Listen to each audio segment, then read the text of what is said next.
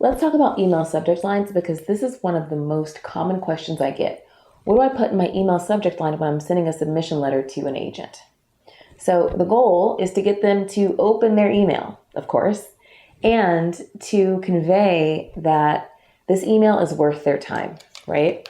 So we don't want to have them think that you're sending like a mass email and they're just one more person on the list.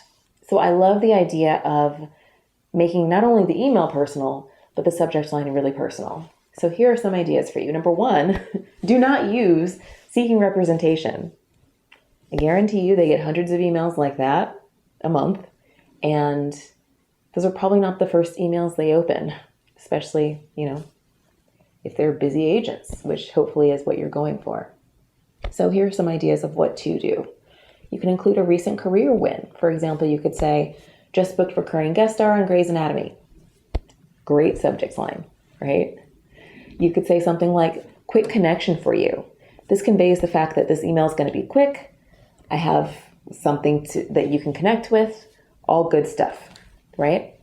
You could also say something like, their first name, quick question, right? You have a quick question. Will you take a meeting?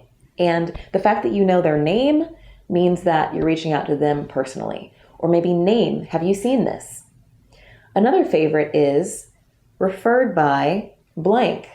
And you insert the name of a client who referred you, or a casting director who told you that they might be a good person to reach out to, or someone you've worked with who is a person in common with them, right? We want to build upon our connections in all instances. And so that's always a great place to start. Another idea is you could congratulate them for something great that's happened to them or to one of their clients. So the subject line could be, congrats on Sarah's win, right? If you know their client Sarah has just won an award, that'll get their attention. So if you want more tips around the process, including how to have an amazing agent meeting, make sure to grab our agent meeting guide at agentmeetingguide.com, and I'll see you soon.